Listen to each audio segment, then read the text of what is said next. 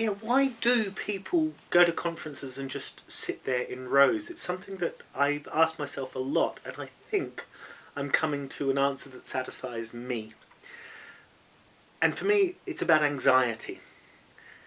People have lots of anxiety in their lives. If you're your age or my age, you might have children who are, prepubescent or worse, they're teenagers.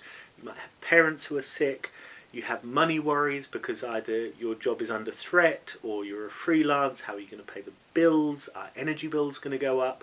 You might have a boss that you don't get on with, or underlings who you need to line manage.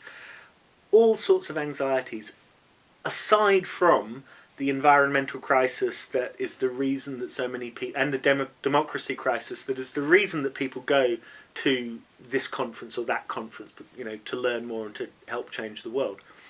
So when we're really anxious, we want to feel comforted.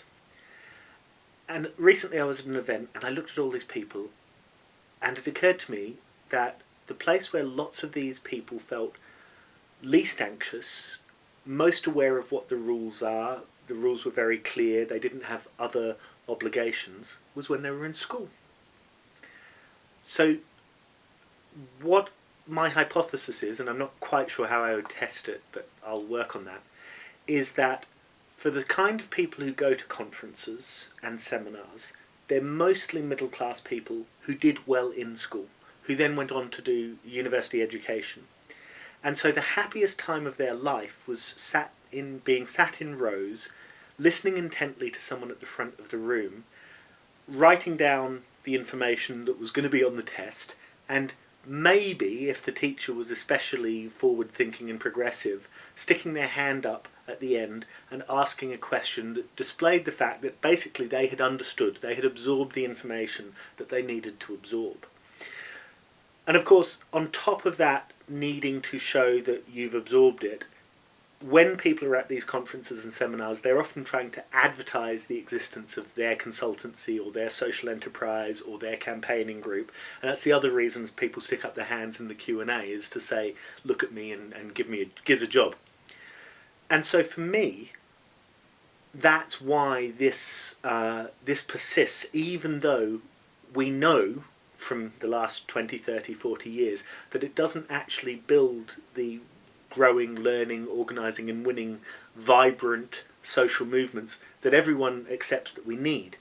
It meets other needs that people have for psychological comfort.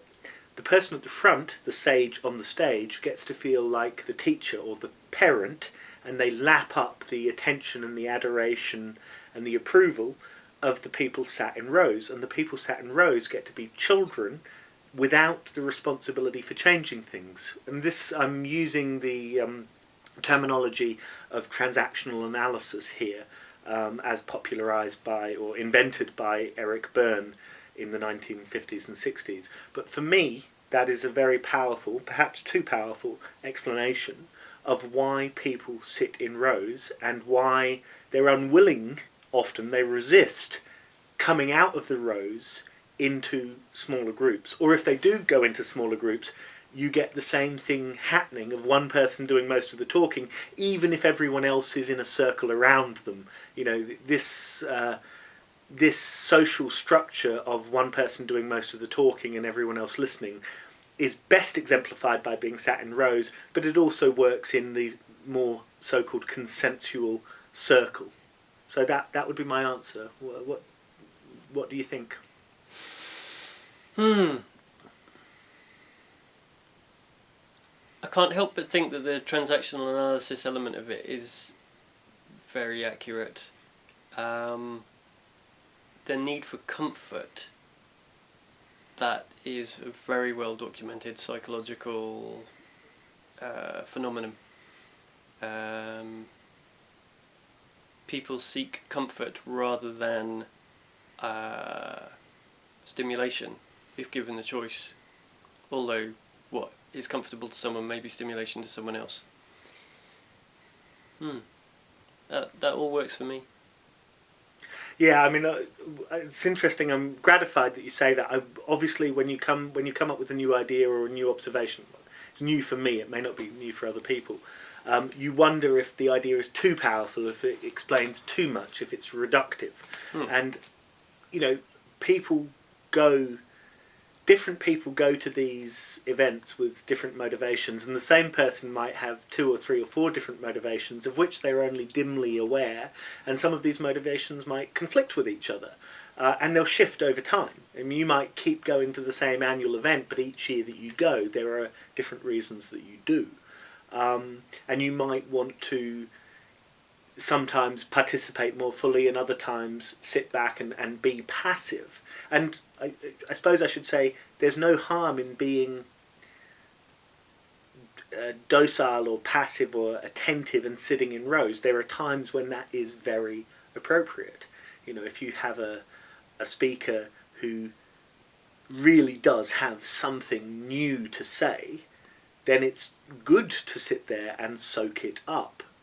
Maybe not for the whole day, but a lot of the time I think we go to these things in part to be seen to have gone to them. They're an affirmation of or they're a display of our faith, whether it's a religious faith or a secular faith.